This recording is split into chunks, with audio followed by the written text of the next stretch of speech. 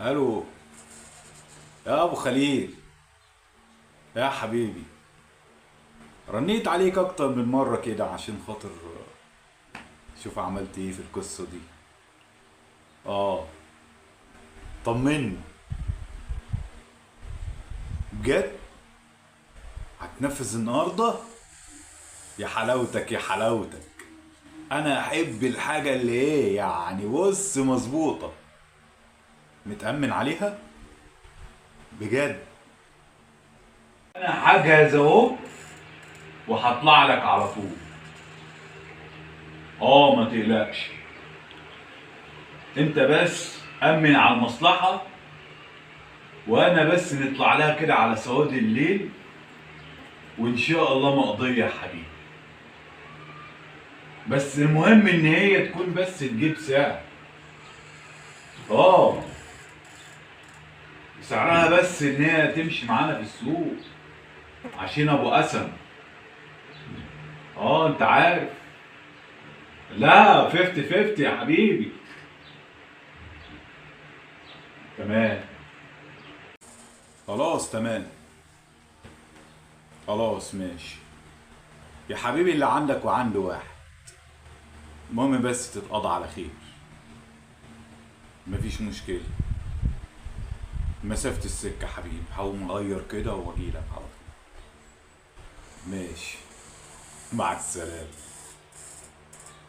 ماشي يا حبيبي، يلا، في رعاية الله، السلام عليكم. سلام يا حبيبي. الصلاة على النبي.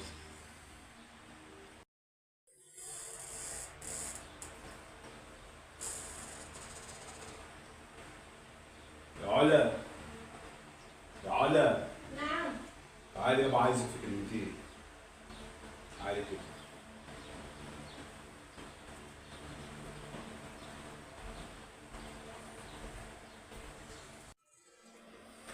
بص يا ستي، انا جات لي مصلحة فيها قرشين حلوين. الموضوع كله بس سواد. اطلع بس كده النهارده وبكره الصبح، ارجع كده بقرشين حلوين، عشان خاطر المصاريف وعشان خاطر البنات، وهم عايزين لبس، وانت يعني التفاصيل اللي انت عارفاها. اطلع بس سواد الليل، عشان ما تقوليش رايح فين وتاخر ليه القصه. انا بكره ان شاء الله راجع. قولي بس يا رب. يا رب. وارجع كده بقرشين حلوين، عشان خاطر الدنيا تمشي. ماشي. مصلحتي دي. مصلحة كده حلو، مصلحة حلو كده، يعني وراها قرشين حلوين كده، وإن شاء الله بس تقضي على خير. حلوة يعني، مصلحة حلوة خالص يعني. امال مش مصلحه ومصلحه؟ على العموم انا سمعت كل حاجه. سمعت إيه؟ مصلحة إيه؟ انت أنت رايح فين بتتكلمي إزاي؟ بالظبط؟ انت رايح فين بالظبط؟ لحظة بس كده، اهدي على نفسك كده. سمعت إيه؟ انت عايز تاكلني وأنت واقفة حرام؟ بتسمعي وأنا بتكلم لا، ولا انا إيه؟ كنت جايه بالصدفه وبعدين سمعتك وانت بتتكلم. والله. اه، انت عايز تاكلني حرام وتاكل عيالك حرام؟ أكل عيلة حرام وأكلك حرام؟ اه، انا والله. سمعت كل حاجه. والله العظيم. اه والله. حلوة أوي كده، حلوة أوي كده كده خالص يعني. لا حول ولا قوة إلا بالله. المصلحة باظت، المصلحة باظت. عايز تاكل دول حرام؟ يعني دول مصاريفهم وحياتهم، مش دول حرام؟ ده مش حرام، دي الواقع اللي احنا عايشينه. واقع ايه يعني؟ انت ايه اللي انت بتقولي ده وخلاص؟ لا، ما انت بقولش. بتقولي لي دلوقتي هاكل دول حرام. اه. حلو كده. حلو. تعالوا بقى ايه، نقعد كده ونصفي الكلام ده. نصفي. يلا. بص يا ستي، انت بتقولي انت هتاكلنا حرام. طب خد الجديد، انت كل يوم بتاكل حرام وبتشربوا حرام، وعيشتكم كلها حرام في حرام. تعرفي ليه؟ قولي لي ليه؟ ليه؟ قولوا ليه يا بنات؟ اسألوا امكم ليه؟ قولي لها ليه يا ماما؟ صوتكم يعني عايزه يوصل ليه يا ماما؟ للناس كلها. قولوا لها ليه؟ عارفين ليه؟ عارفين ليه؟ ليه؟ علشان خاطر ماما انا عايزه فلوس، عايزه لبس للبنات، عايزه اروح اجيب لبس ليا، عايزه اروح ازور فلانه، عايزه اروح اجيب معرفش ايه في البيت، عايزه اروح ادفع فلوس معرفش فين وفين وفين وفين، وضغط الحياه عليا، ويا دوبك اليوميه بتاعتي 3-4 آلاف جنيه يا دوبك تمشي اي بيت. امكم عايزه تضغطني في اكتر من كده بكتير. 3-4 آلاف جنيه في الوقت ده مش عاملين حاجه، ولكن هي عايزه اكتر. هجيب منين؟ ده الطريق اللي انا وصلت ليه.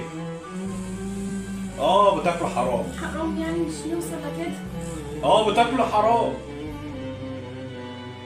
ولكن الحرام اللي بيتعمل فيه حسوا شويه، حسوا شويه انا لحم ودم، حسوا شويه انا لحم ودم. انا مش انسان آلي، انا بطلع وانت عارفه اليوميه بتاعتي على ايه. هجيب صحه منين اكتر من كده؟ هادي الواقع بتاعي. هجيب فلوس منين اكتر من كده؟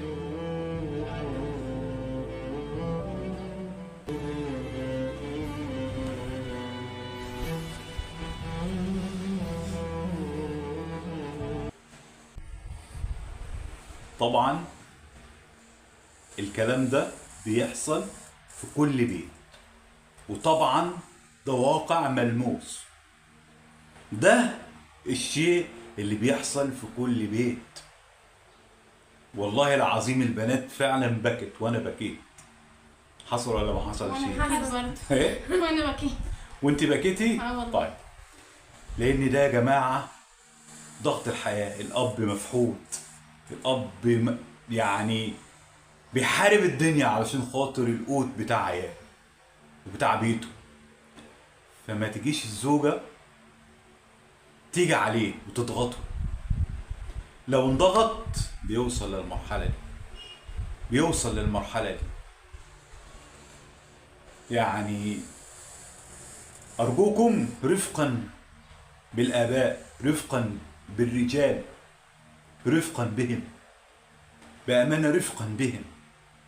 بيتعبوا، بيشقوا، مش مقصرين عشان خاطر البيوت في كل بيت. ولكن لما الواحد بياخد حاجه اكتر من طاقته بيوصل لكده. لو عجبكم المشهد ده والفيديو ده، اتمنى ما تبخلوش علينا باللايك والاشتراك، مش تصلوا على النبي صلى الله عليه وسلم.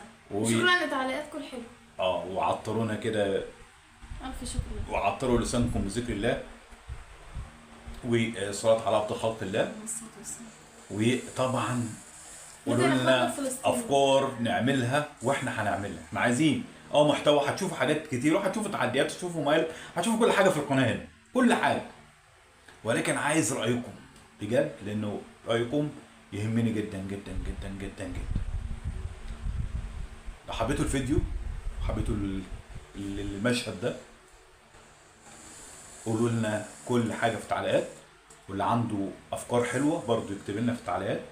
اشوفكم على خير ومع الف مليون سلامه يا احلى ناس وجمهور في الدنيا. القناه دي بتاعتكم من هنا ورايح. احنا يعني هتقولوا اعملوا ايه واحنا هننفذ. اشوفكم على خير. مع السلامه.